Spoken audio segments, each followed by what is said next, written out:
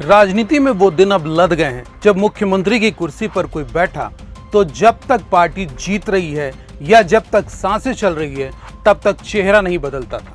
मौजूदा राजनीति में या सीधे तौर पर कहा जाए कि भाजपा ने राजनीति के तमाम गणित और समीकरणों को ही बदल कर रख दिया है। भाजपा ने देश में अपने बढ़ते वर्चस्व की वजह से नए प्रयोग शुरू कर दिए हैं, जिसका असर गुजरात में देखने को मिला था, जहां पूरी कैबिनेट को एक झटके में बदल दिया गया। नमस्कार, CGNN लाइव में आप सभी दर्शकों का स्वागत है। मैं हूं अभिषेक दुबे।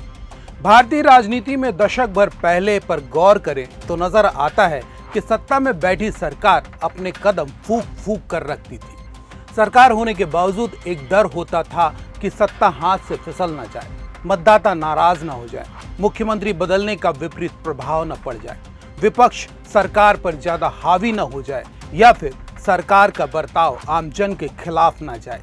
लेकिन मौजूदा हालात में इन बातों का शायद मतलब ही नहीं रह गया है। चुनाव महज औपचारिकता बनकर रह गई है, मतदान केवल एक प्रक्रिया बनकर रह गई है। इस बात को आप सभी महसूस भी कर रहे होंगे, पर सवाल उठता है कि आखिर भाजपा के लिए यह सब इतना आसान कैसे हो गया? क्या भाजपा को सत्ता खोने का डर नहीं है या सत्ता फिसलने का अंदाजा होने लगा है, जो मौजूदा मुख्यमंत्री को हटाकर नए चेहरे की तलाश तेज हो गई है? करेंगे विस्तार से चर्चा, बने रहिएगा हमारे साथ। इसमें दो राय नहीं कि सत्ता की हनक पांव को जमीन पर टिकने नहीं देती, लेकिन दूसरी सच्चाई यह भी है कि मतदाता की सनक एक बार में ही सारा हिसाब भी कर देती है, जिसके कई उदाहरण आप सभी ने देखे होंगे।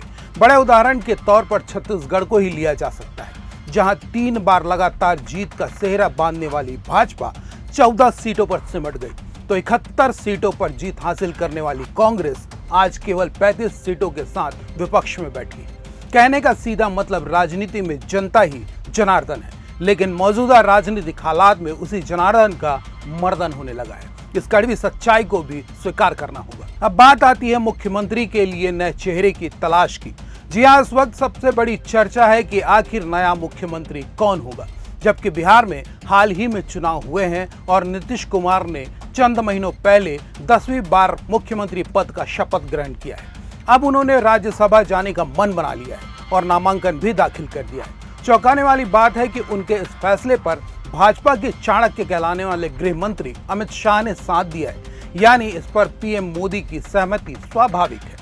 ऐसे में बिहार की कमान अब किसके हाथों में होगी, यह एक अहम सवाल है। तो दूसरी बड़ी सच्चाई है कि नीतीश कुमार को राज्यसभा भेजने से पहले ही भाजपा ने तमाम समीकरण फैसले से पहले ही तय कर लिए होंगे, पर नीतीश कुमार के इस फैसले के बाद जेडीयू में जिस तरह की अंतर्कलह नजर आ रही है, उसके बाद बिहार में भाजपा के हाथों कमान होगी या फिर जेडीयू को ही मौका मिलेगा, अहम सवाल है। भाजपा ने नितिन नवीन को भाजपा अध्यक्ष बनाकर पहले ही बिहार को साध लिया था, उसके बाद उन्हें राज्यसभा उम्मीदवार भी तय कर दिया, यानी बिहार के पाले में एक के बाद एक 2 पद डालने का साहस, वह भी एक नेता के जरिए, भाजपा के लिहाज से रणनीतिक कदम माना जा सकता है।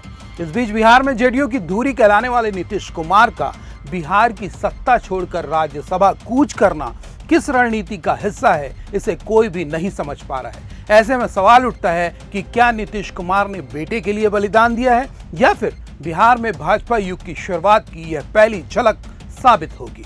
आपका राजनीतिक नजरिया क्या कहता है? कमेंट जरूर कीजिएगा, क्योंकि बिहार तो शुरुआत है, इसके बाद कई और राज्य हैं जहां सत्ता हस्तांतरण को अंजाम दिया जा सकता है। आपके लाइक और कमेंट्स हमें मिलते रहते हैं। इस सिलसिले को बनाए रखिएगा और शेयर के साथ ही चैनल में नए हैं तो सब्सक्राइब जरूर कर लीजिएगा। नमस्कार।